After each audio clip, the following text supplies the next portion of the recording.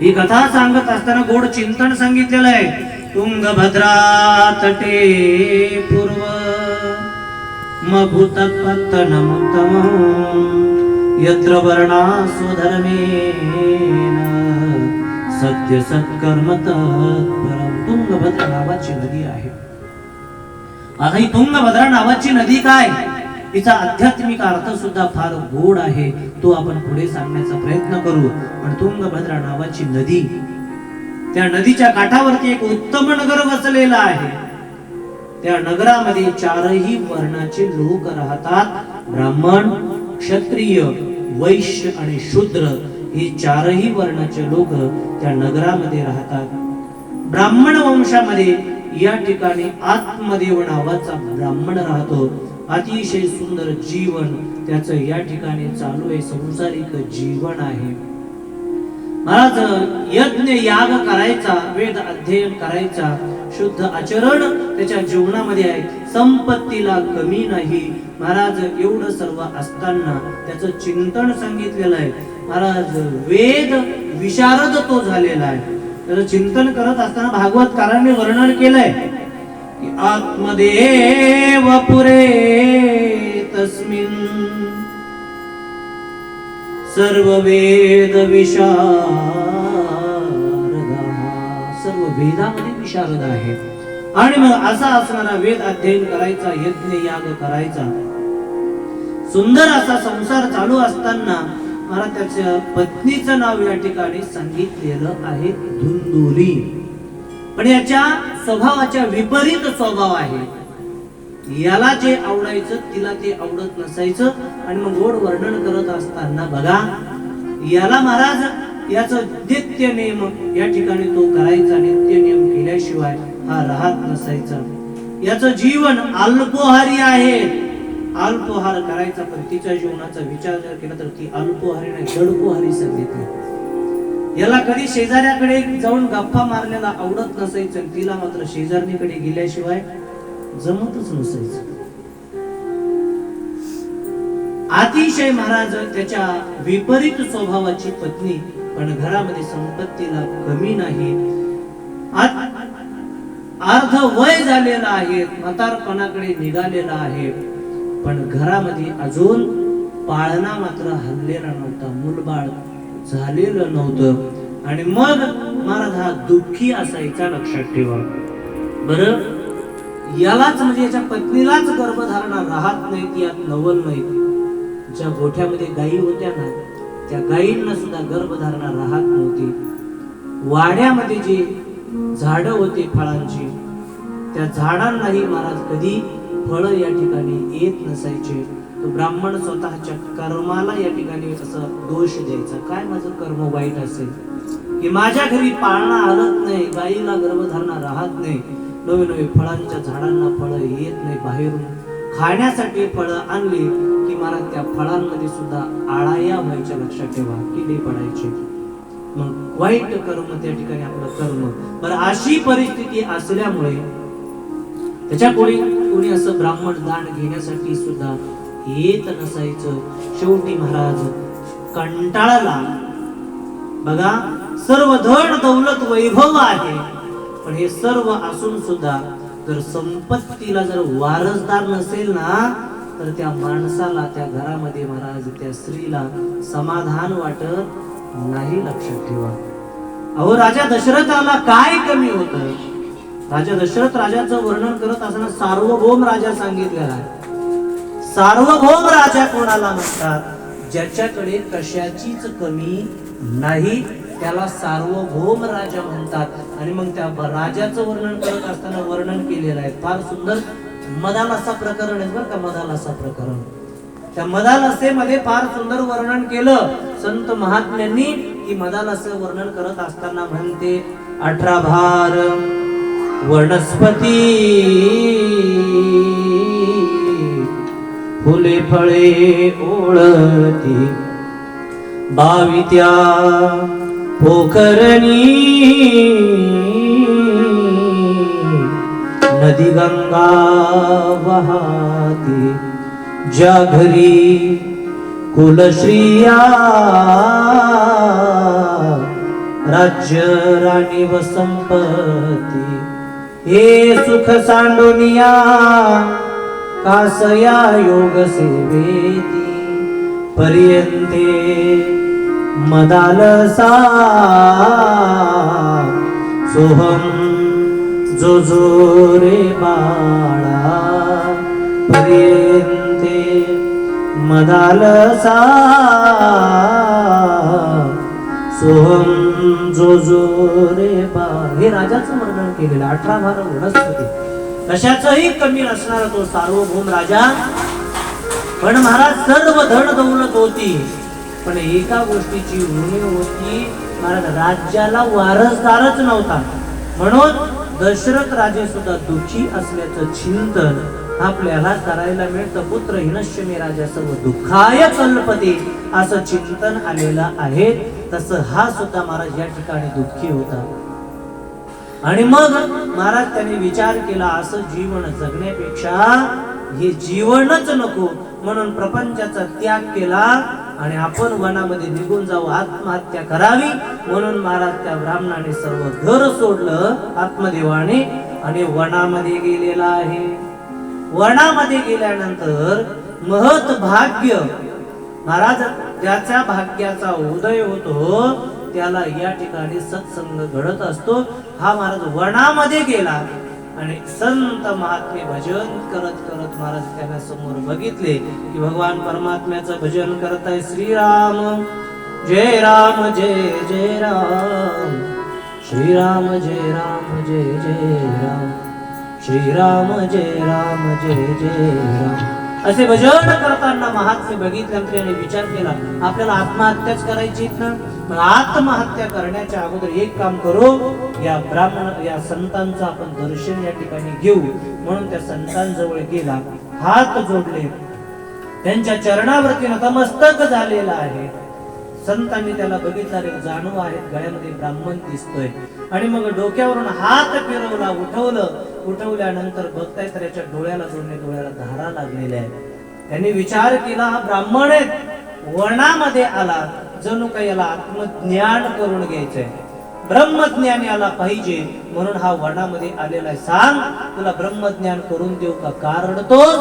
का रडतोस म्हटल्यानंतर अरे कथम ब्रह्मदीन कुत चिंता तुरो भवान.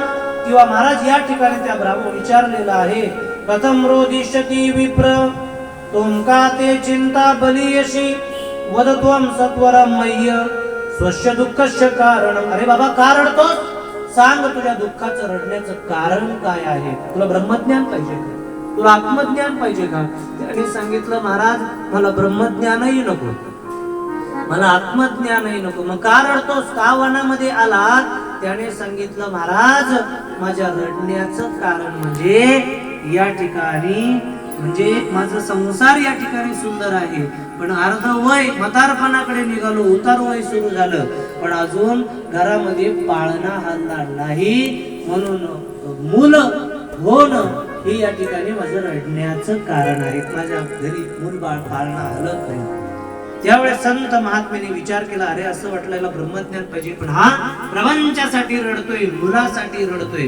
संत महात्मे त्याला सांगू लागले, अरे रडू नकोस, ज्या मुलासाठी तू रडतोयस महाराज ते मुलं या ठिकाणी आपल्याला आनंदच देतात असं मात्र या ठिकाणी नाही बर का. कधी कधी महाराज मुलं आपल्या दुःखाला कारणीभूत ठरत असतात. म्हणून बऱ्याच कीर्तनाला गेल्यानंतर लोक आम्हाला म्हणत असतात, महाराज अशा मुलांना जन्म दिल्यापेक्षा वांज राहिली असते तर बरं झालं असतं. मी म्हणजे कानाने ऐकलेले शब्द आहे, अनुभवाचे बोल तुमच्या समोर सांगतोय, लक्षात ठेवा. ते संत त्याला सांगू लागले, बाबा अरे मुलगा झाल्यानंतर तो तुला आनंद देईलच, कशावरून? सध्याच्या काळाचा जर विचार जर केला तर निपुत्रिकही रडते आणि सपुत्रिकही रडताना आपल्याला बघायला मिळते. जिला मुरबाळ झालेलं नाही तिला विचारा, बाई तू का रडतेस? ती म्हणते की या ठिकाणी मला मूलबाळ नाही म्हणून रडते. जिला मला 2-4 आहे तिला विचार, तू का रडतेस? मला 3 मुलं आहेत, पण 3 मुलं असून एकही सांभाळत नाहीत, एकट्यालाच बाहेर राहावं लागतं कुठेतरी, असे महाराज म्हणून रडत असतात. म्हणून पुत्री कही रडते, पुत्री कही रडते. संतांनी ब्राह्मण काकाकडे बघितलं आणि त्यांना सांगू लागले, अरे ऐका ब्राह्मण काका, तुम्ही ऐका, अहो एक मुलगा काय, या जन्मामध्ये तुम्हाला तुमचं प्रारब्ध असं सांगते. मी तुमच्या कपाळावरचं प्रारब्ध या ठिकाणी जाणलंय, प्रारब्ध असं सांगतंय. शृणु विप्रमया तेद्य प्रारब्धं तु विलोकितं सप्त जन्मावधी तव पुत्र नैव च नैव च. अहो एक जन्म काय, प्रारब्ध असं सांगतंय की पुढच्या 7 जन्म सुद्धा पुत्र प्राप्तीचा, नवे नवे पुत्राचा आनंद तुम्हाला तुमच्या जीवनामध्ये नाही. हे शब्द ऐकल्याबरोबर फार मोठमोठ्याने रडायला लागला, पाय धरले. आता तर तुमचे पाय सोडत नाही, माझ्या प्रारब्धात मुलगा नाही ना, मग एक काम करा, तुमच्या कृपेने की होईना, तुमच्या फळाने, तुमच्या आशीर्वादाने, तुमच्या प्रसादाने तरी मला मुलगा झाला पाहिजे, असं काहीतरी करा. पाय धरायला तयार नाही. शेवटी संत हृदय नवनीत समाना, संतांच्या हृदयामध्ये या ठिकाणी वात्सल्य असतं. म्हणजे वात्सल्य जागं झालं, प्रेम जागं झालं. आणि मग संतांनी विचार केला, ठीक आहे, फार रडतोयस ना, जोडीमध्ये हात घातला, एक फळ त्याच्याकडे दिलं, सांगितलं बाबा जा घरी, हे फळ तुझ्या पत्नीला खायला दे, व्रत वैकल्य तिला करायचं सांग. व्रत वैकल्य जर तिने केलं, हे फळ जर खाल्लं तर तुझ्या या फळाने तुझ्या पत्नीला गर्भधारणा राहील आणि या फळाच्या पासून सुंदर असा मुलगा तुझ्या घरी जन्माला येईल. हे सांगितल्यानंतर त्याने ते संतांचं दर्शन घेतलं, फळ घेतलं, घरी आला, पत्नीला दरवाजा वाजवला, पत्नीने दरवाजा उघडला. अगं मी आलो. मग काय नवल, अगं मी फळ आणलंय. काय फळाचं वैशिष्ट्य, म्हणे हे फळ का, हे फळ खाल्ल्यानंतर तुला गर्भधारणा राहणार आहे, नवीन व्रत वैकल्य तुला करावं लागेल. तिने ते फळ घेतलं, साधूने दिलेला प्रसाद याने सांगितलं, म्हणे ठीक आहे मालक, मी प्रसाद खाते. म्हणून फळ खाते. हा स्नानासाठी निघून गेला. हिची मैत्रीण आली, मैत्रिणीला सांगू लागली, बघ बघ म्हणे मालकाने हे फळ आणलंय वनामधून, सांगितलं संतांनी दिलेला प्रसाद, हे फळ खाल्लं की मला गर्भधारणा राहील असं बोलतात. मैत्रिणीने सांगितलं चांगली गोष्ट आहे ना, अगं या फळाने का होईना तर गर्भधारणा राहिली, मुलगा झाला तर आनंदच आहे. महाराज ती बोलली, नाही नाही मला फळ खायचं नाही. धुंदुली या शब्दाचा अर्थ आहे तर्क वितर्क करणारी बुद्धी. तर्क वितर्क करू लागली, ती मैत्रीण निघून गेली. शेवटी तिची बहीण महाराज त्या ठिकाणी आलेली आहे. बहिणीला त्या फळाचं वैशिष्ट्य सांगू लागली. बहीण म्हणे खा की फळ. ती म्हणे नाही नाही मला फळ खायचं नाही. का खायचं नाही, तर्क वितर्क करू लागली. अगं मी जर फळ खाल्लं तर मला गर्भधारणा राहील, माझं पोट मोठं होईल, पोटामध्ये गर्भ वाढेल, गर्भ वाढलं की तुला माहिती मला पोटभर जेवायची सवय, भरपूर खायची सवय, मग मला अन्न कमी जाईल. ह्या तर्क करू लागली. एवढंच नाही, अगं पोट मोठं जर झालं, जर न जाणो गावाला जर आग लागली, सर्व गावातले लोक पळून जातील, मला काय पोटामुळे पळता येणार नाही, असं तर्क वितर्क करू लागली. बहिणी म्हणे बहीण म्हणे काय करायचं, म्हणे मला फळ खायचं नाही, पण फळ जर खाल्लं नाही तर पतीला काय सांगशील, काय सांगशील म्हणल्यानंतर तेही प्रश्न निर्माण झाला. बहिणीने तिला सल्ला दिला, एक काम कर म्हणे, मला आताच गर्भधारणा राहिलेली आहे, ती गर्भधारणा मला मुलगा झाला मी तो मुलगा तुला आणून देईल, मुलगा दाशी करवी आणून दिला की तू तो मुलगा तुझा म्हणून सांग. पण त्याच्यासाठी गर्भधारणा दाखवावी लागेल ना, फडके बांधून गर्भधारणा दाखवायची ठरवली. आणि महाराज पण या फळाचं करायचं काय, दोघी बहिणींनी एक विचार करून ते जे फळ आहेत ना, ते फळ गायीच्या वैरणीमध्ये गायीला खायला दिलं. लक्षात ठेवा, गायीला खायला दिलं. काही थोड्या दिवसांनी तिने आपल्या पतीला सांगितलं, महाराज फडके बांधलं. पतीला सांगितलं, महाराज मला गर्भधारणा राहिली.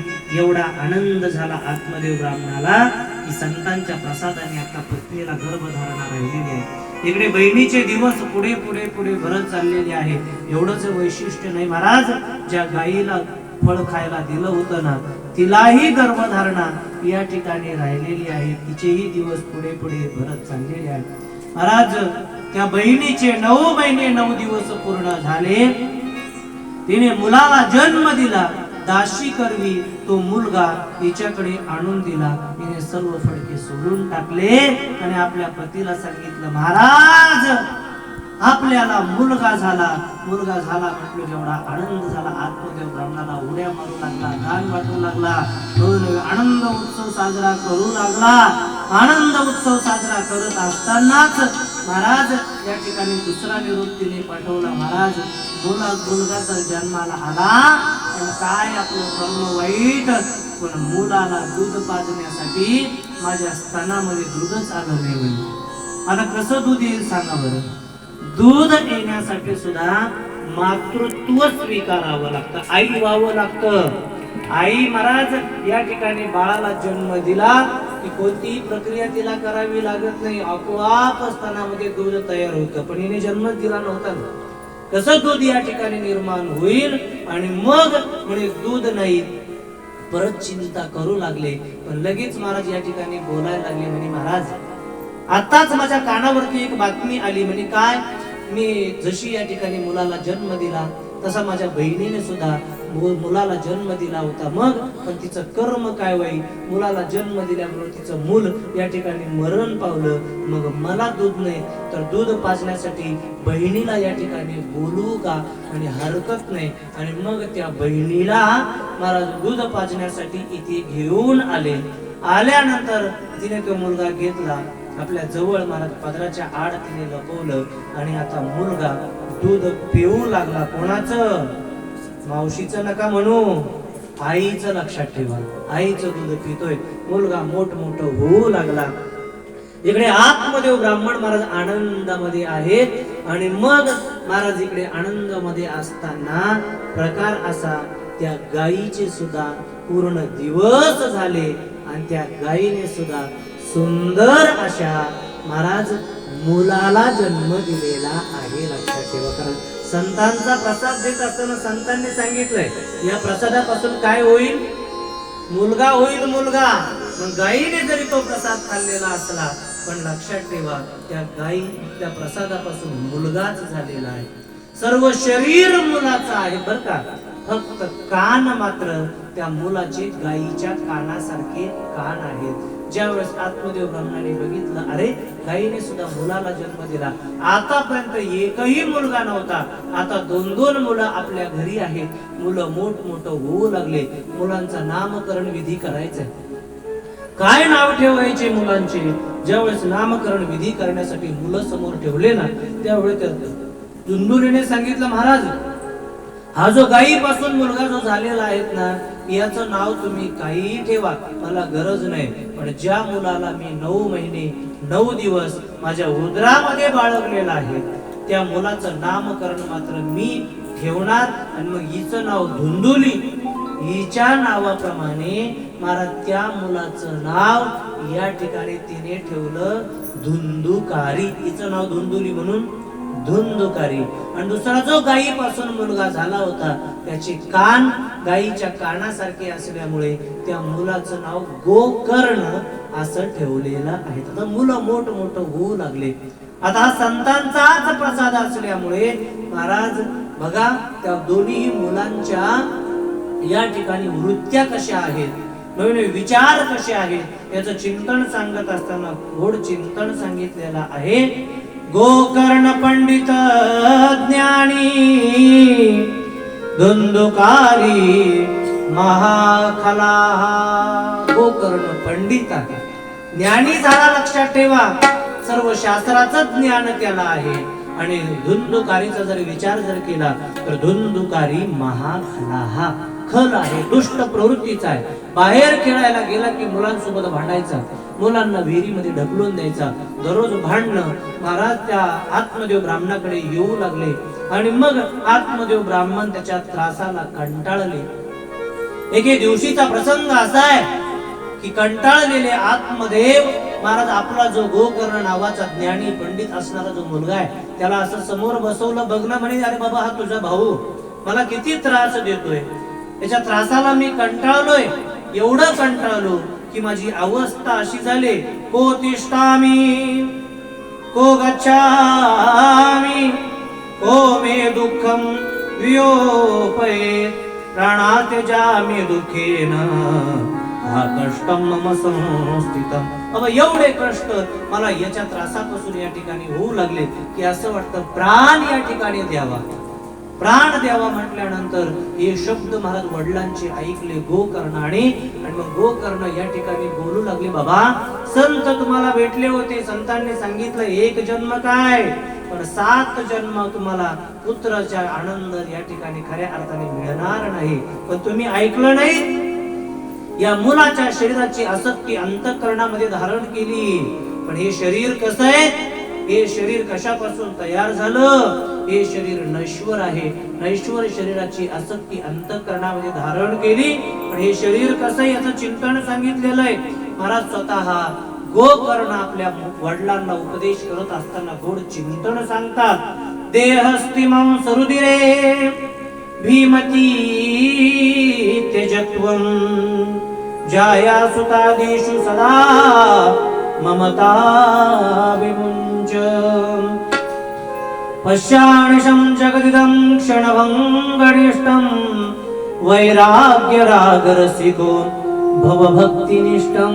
अब ऐका, हे शरीर हे मांस हाड आणि रक्ताचं कोठार आहे. लक्षात ठेवा, या शरीरामध्ये हाड आहे, मांस आहेत, मांस आणि रक्ताचं कोठार हे शरीर आहे. म्हणून हे शरीराला शरीर म्हणजे मी असं म्हणणं खऱ्या अर्थाने महाराज या ठिकाणी हे सोडून द्या. हे शरीर म्हणजे मी नाही. आणि या शरीराची आसक्ती तुम्ही अंतःकरणामध्ये पुत्र स्त्री आसक्ती अंतःकरणामध्ये ठेवून या ठिकाणी जीवन जगताय. पण बाबा ही पुत्राची स्त्रीची आसक्ती काढून टाका. हा संसार क्षणभंगूर आहे. लक्षात घ्या, क्षणभंगूर हा संसार आहे. आज आहे उद्या राहीलच हे सांगता येत नाही. महाराज पाण्यावरच्या बुडबुड्याप्रमाणे काल सांगितलं ना मी आपल्याला, महाराज क्षणाभर भरंगामध्ये या ठिकाणी नष्ट होणारा हा संसार आहे. म्हणून बाबा याला या ठिकाणी मिथ्या मानून नेहमी महाराज भगवान परमात्म्याविषयी चिंतन करा. वैराग्य आपल्या जीवनामध्ये या ठिकाणी आत्मसात करून आनंदाने भगवंताचं भजन आपण आपल्या जीवनामध्ये करा. नवे नवे धर्मं भजस्व सततम तेज लोक धर्मान सेवस्व साधु पुरुषा जे काम कृष्णम. म्हणजे या ठिकाणी बाबा भगवत धर्माचं चिंतन करा, धर्माचं आचरण करा. धर्म म्हणजे भगवान परमात्म्याचं भजन करा. साधू पुरुषाची सेवा आपण आपल्या जीवनामध्ये करा. काम तृष्णेचा त्याग करा. नवे नवे अन्यांचे गुणदोष या ठिकाणी बघू नका. हा सुंदर उपदेश महाराज आपल्या मुलाने या ठिकाणी केला. आणि मग सांगितलं वैराग्य रागरसिको भवभक्तिनिष्ठम. वैराग्ययुक्त जीवन जगा. या प्रपंचात सुख नाही, प्रपंचामध्ये आनंद नाही. आणि मग वैराग्ययुक्त जीवन जगण्यासाठी सर्वस्वाचा त्याग करा. केवळ मुलाचा उपदेश ऐकला आणि मग महाराज त्यांनी प्रपंचाचा त्याग केला आत्मदेवाने आणि आत्मकल्याण करण्यासाठी वनामध्ये निघून गेलेले आहे. हा जो गोकर्ण आहेत ना, हा सुद्धा तीर्थयात्रा करण्यासाठी निघून गेला. वडील निघून गेले, बंधू बाहेर गेलेला आहे आणि घरामध्ये राहिली फक्त एकटी आई. त्या आईला त्रास देऊ लागला. नवे नवे आईला त्रास देत असताना बाहेर फिरायचा याला गणिकेचा संग जडलेला आहे, वेश्येचा संघ जडलाय. आणि वेश्येचा संघ जडल्यानंतर महाराज 5 वेश्याचा संघ याने हा करू लागला. नवे नवे महाराज आईला त्रास द्यायचा, त्यांना धन दौलत या ठिकाणी पुरवण्यासाठी आईचं सर्व धन संपलेलं आहे, तिला त्रास देऊ लागला. स्त्रीही त्याच्या त्रासाला कंटाळली आणि वाड्यामध्ये असणाऱ्या विहिरीमध्ये तिने आत्महत्या केलेली आहे. लक्षात ठेवा, तिने आत्महत्या केली. आणि मग महाराज आता आईही गेली, घर मोकळं झालं. या गणिकेचा संग करायला बाहेर जावं लागतं ना. मग महाराज 5 गणिकाच तो आपल्या घरी घेऊन आला, घरामध्ये घेऊन आला. आता त्यांच्या बरोबर काम क्रीडा करायचा, त्यांचा उदरनिर्वाह करण्यासाठी, धन दौलत मिळवण्यासाठी चोऱ्या दरोडे टाकू लागला. या विचार करू लागल्या गणिका. शेवटी गणिका त्या गणिका असतात आणि पत्नी ती पत्नी असते, लक्षात ठेवा. पत्नी निस्वार्थ प्रेम आपल्या पतीवरती करत असते. कुठलाही महाराज संपत्तीचा, राजवैभवाची अपेक्षा न ठेवता आपले पती हेच परमेश्वर आहेत हा भाव ठेवून महाराज पतीवरती प्रेम करत असते. पण गणिका मात्र या ठिकाणी हा भाव तिच्या अंतःकरणामध्ये नसतो. गणिकेचं प्रेम पैशावरती असतं, लक्षात ठेवा. या ठिकाणी धन मिळतं, पैसा मिळतो म्हणून मला ती प्रेम करत असते. एक लक्षात घ्या, यांनी विचार केला हा दररोज धन घडून आणतो, चोऱ्या करतो, दरोडे टाकतो, एक दिवस याला नक्की पकडल्या जाईल आणि याला जर पकडलं तर त्याच्याबरोबर आपल्याला सुद्धा या ठिकाणी राजशिक्षा भोगावी लागेल. म्हणून एके दिवशी विचार केला याला संपवायचं. एके दिवशी भलं मोठं गबाळ घेऊन आल्यानंतर त्या दिवशी सर्वांनी विचार केला की आता याला संपवायचंय. गोडधोड त्याला खायला केलेलं आहे.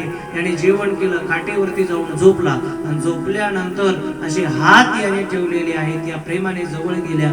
महाराज खाटेला त्याला बांधू लागल्या. काय करताय, आज तुमची वेगळी सेवा करायची मालक. खाटेला याला बांधल्यानंतर महाराज उशी घेतली, उशीने तोंडावरती ठेवून त्याला मारण्याचा प्रयत्न करू लागल्या, पण मरत नाही. जवळ अशी चूल होती, निखार या ठिकाणी पेटलेले होते. ते निखार घेतले, विस्तव घेतले, त्याच्या तोंडावरती टाकले, तोंडामध्ये कोंबले आणि महाराज त्या विस्ताराच्या निखाऱ्याने अंगार होऊ लागली, पोळू लागलं आणि मग तडफडू लागला. तडफड करता करता करता तो त्या ठिकाणी मरण पावला. मेल्यानंतर खऱ्या अर्थाने तडफडत मेला आणि पुढची गती त्याच्या कर्मानुसार त्याला मिळाली. पिशाच्य योनीला गेला, लक्षात ठेवा. भूत योनीला गेलेला आहे. या पत्न्यांनी मला त्या वेश्यांनी धन वाटून घेतलं, त्याही निघून गेल्या. सकाळी गावातल्या मंडळींना हे सर्व कळालं. गावातल्या मंडळी त्याच्या शरीराचा विधी या ठिकाणी पूर्ण केलेला आहे. विधी पूर्ण केला, गावातले मंडळी निघून गेले. वाड्यामध्ये महाराज तो त्या ठिकाणी अदृश्य रूपाने महाराज पिशाच्य योनीमध्ये राहू लागला. कोणीही वाड्यामध्ये आलं की वेगवेगळे आवाज काढायचा, वेगवेगळे रूप धारण करायचा. त्या ठिकाणी राहत असताना मग कोणीही तिथे वाळलं की भिंती दाखवायचा. वाड्याकडे जायला कोणी तयार नाही. तीर्थयात्रेला गेलेला महाराज या ठिकाणी धुंदुकारी गोकर्ण त्याला आपल्या भावाची मरणाची वार्ता कळाली. त्याने आपल्या भावाच्या उद्धारासाठी गयेला पिंडदान केलेलं आहे. नवे बऱ्याच दिवसानंतर हा जो गोकर्ण आहेत ना, हा फिरत फिरत आपल्या गावामध्ये आलेला आहे. गावातल्या लोकांनी सांगितलं, महाराज तुम्ही तुमच्या वाड्याकडे जाऊ नका. म्हणे का जाऊ नका, कारण तुमच्या वाड्यामध्ये या ठिकाणी राहत काय, भूत. काय राहत, भूत. भूत राहत, भूत राहत म्हटल्या बरोबर महाराज तो या ठिकाणी गोकर्ण ज्ञानी होता, पंडित होता. त्याने विचार केला वाड्याकडे गेलं पाहिजे. आणि मग महाराज या ठिकाणी बाकी लोक म्हणायचे जाऊ नका. बाकीच्या लोक महाराज त्याला पाठवायला तयार नाही, पण हा वाड्याकडे महाराज निघालेला आहे. काय महाराज, भूताविषयी आपल्या मनामध्ये भीती असते बरं का. मी तर म्हणत असतो, देवावर जेवढा लवकर आपला विश्वास बसत नाही तेवढा लवकर कोणावर बसतो, भूतावर बसतो. भूतावर फक्त तिथे महाराज अशा ठिकाणी असं आहे असं म्हटलं की माणसं महाराज ती भीतीच अंतःकरणात. फार पूर्वीचा काळ जरा आठवा, मी विरोधाने सांगत असतो. पूर्वी एक माणूस प्रवासाला निघाला, एका गावामध्ये गेला. नवीन माणूस दिसल्यानंतर गावातल्या लोकांनी विचारलं कोणत्या गावचं पाहुणं. सांगितलं अमक्या गावचं. कुठे चालला, पुढच्या गावाला चाललोय. त्या गावातल्या लोकांनी सांगितलं त्या गावाला चालले, पुढे झाडाचा रस्ता आहे, पांदीचा रस्ता. मग त्या पांदी मधून जाताना जरा सांभाळून जा बर का. म्हणजे काय, त्या पांदीमध्ये राहत काय, पांदीमध्ये एक मोठं वडाचं झाड आहे आणि त्या वडाच्या झाडाखाली काय राहत, भूत राहत, भूत. हे म्हटलं की महाराज जेव्हा भूत राहत असं म्हटलं त्याच्या मनामध्ये ते भूत घर करत. हा प्रवासी असा पुढे पुढे निघाला. गाव सोडलं की याचं काळी असं धडधडायला लागतं. आणखी थोडस पुढे गेला, झाडं लागले की याच्या अंगाला घाम यायला तयार होतो. पांधी लागली की अंगाचा घाम टपटप पडतो आणि वडाच्या झाडाजवळ गेला. वाळलेले पानं वाऱ्याने जरी खडखड खडखड खडखड वाजले तरी याची अवस्था पिवळा पितांबर अशी अवस्था होऊन जाते. का? कारण भूताने अंतःकरणामध्ये घर केलेलं आहे. लक्षात ठेवा, भूत या ठिकाणी आपल्या मनामध्ये बसलेलं आहे. जाऊ नका महाराज. पण गोकर्ण या ठिकाणी विचार करत नाही. गोकर्ण जातो. गोकर्ण गेल्यानंतर वाडा स्वच्छ केलेला आहे. वाड्यामध्ये महाराज संध्याकाळची वेळ झाली. खाटेवरती झोपलेला आहे. रात्र झाली. मध्यरात्रीला या ठिकाणी कसला तरी आवाज आला. डोळे उघडून बघितले एक बोका, एक मांजर समोर दिसलेली आहे. तो बोका या ठिकाणी बघत असताना त्या बोक्याचं परिवर्तन एका कुत्र्यामध्ये झालं. कुत्र्याची योनी बदलत चालले. कुत्र्याचं परिवर्तन एका महाराज बैलामध्ये झालं. बैलाचं हत्तीमध्ये, हत्तीचा एक महाराज एक मनुष्य, मनुष्याचा राजा, राजाचा देव योनी. त्याने विचार केला कोण आहेस? त्याने विचारलं कोण? बोलायला तयार नाही. कमंडलूमधून हातामध्ये पाणी घेतलं, अभिमंत्रित केलं. त्याच्या अंगावरती शिरपडल्याबरोबर कोण आहे असं म्हटल्याबरोबर महाराज त्या योनीतला तो बोलू लागला. अरे मी कोण आहेस म्हणून विचारतो ना दादा, मी दुसरा तिसरा कोणी नसून मी कोण आहे? अहम भ्राता तुदीयस्मिन् धुंदुकारेति नामतः सुखियेनैव दोषेण ब्रह्मत्वं नाशतम् मया. अरे मी दुसरा तिसरा कोणी नसून तुझा भाऊ. या ठिकाणी माझं नाव धुंदुकारी. अरे धुंदुकारी, अरे पण तुला या योनीमधून मुक्त मिळणे होण्यासाठी मी गयेला पिंडदान केलं. याने सांगितलं दादा मी एवढं वाईट कर्म माझ्या जीवनामध्ये केलं. एक कर्म काय, पण असे हजारो, जरी एक पिंडदान काय, असे हजारो पिंडदान केले तरी मी मुक्त होणार नाही. पण याने हात जोडले, दादा या योनीमधून मला मुक्त करा, माझा उद्धार झाला पाहिजे, असं काहीतरी साधन करा.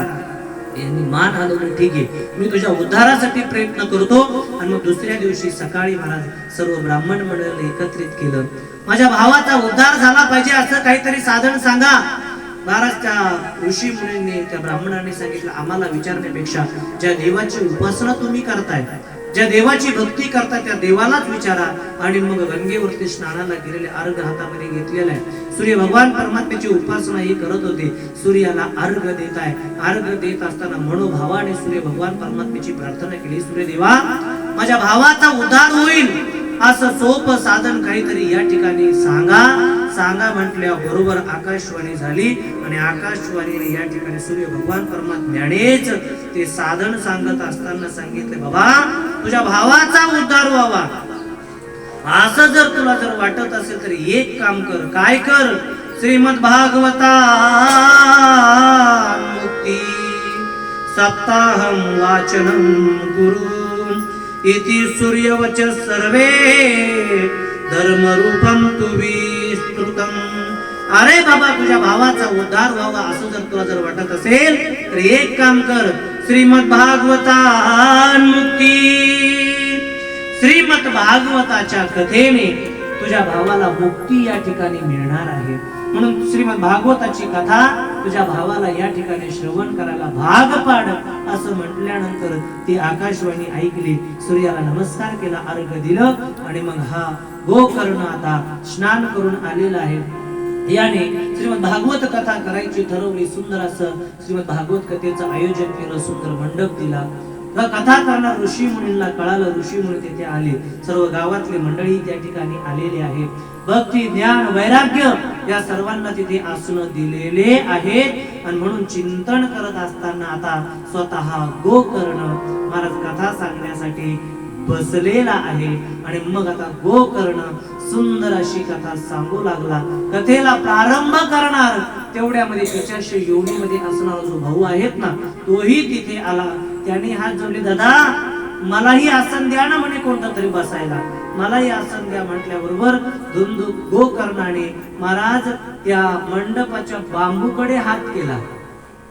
सांगितलं या बांबूमध्ये तू राहा, या बांबूमध्ये तू स्थित राहा. मला त्या बांबूमध्ये हा धुंदुकारी स्थित झालेला आहे.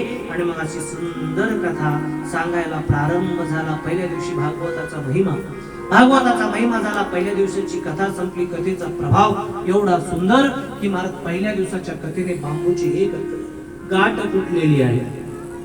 दुसऱ्या दिवसाच्या कथेने दुसरी गाठ फुटली. तिसऱ्या दिवसाच्या कथेने तिसरी गाठ फुटली.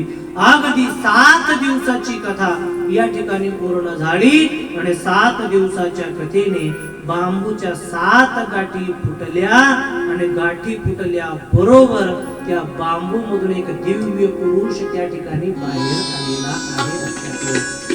दिव्य पुरुष बाहेर आल्यानंतर परत धुंदुकारीला विचारलं, म्हणजे गोकर्णाने विचारलं, कोण आहेस तू, कोण आहेस म्हटलं. त्याने सांगायला सुरुवात केली, अहम भ्राता तुदीयस्मि धुंदुकारे तीनामत कदा, मी तुझा भाऊ धुंदुकारी. फार माझ्यावरती उपकार केले की मला या पिचस्य योनीमधून तुम्ही मुक्त केलेला आहे. दोघांचा संवाद चालूच असताना दिव्य विमान त्या ठिकाणी रथ आलेला आहे.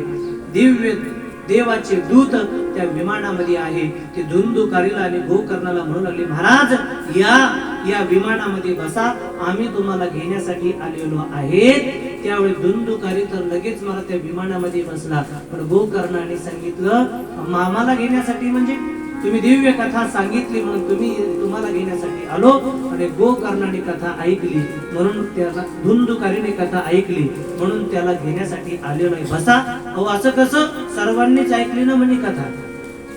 येथे बसलेले जेवढे मंडळी आहे यांनी सर्वांनी कथा ऐकली आणि मग तुम्ही आम्हाला दोघांनाच घेऊन कुठे चालले, यांनाही घ्या की, यांचाही उद्धार झाला पाहिजे. त्यांनी सांगितलं, सर्वांनी जरी कथा ऐकली पण ज्या तत्परतेने तुम्ही कथा सांगितली आणि ज्या तत्परतेने धुंदुकारीने कथा ऐकली त्या तत्परतेने सर्वांनी महाराज या ठिकाणी कथा ऐकली नाही.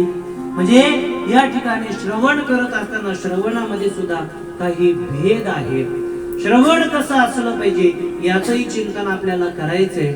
आणि आता जी आपल्याला मी थोडीशी कथा सांगितली हिचा थोडासा आध्यात्मिक भाव आपल्याला या ठिकाणी सांगायचा आहे. पण हा भाव सांगण्याच्या अगोदर थोडस भगवान परमात्म्याचं भजन आपण या ठिकाणी करू. सर्वांनी भगवान परमात्म्याचं भजन अगदी 2 ते 4-5 मिनिटं आपल्याला इथे करायचे. म्हणून ज्यांचे कपडे वाळायला घातले असतील ते जा, कपडे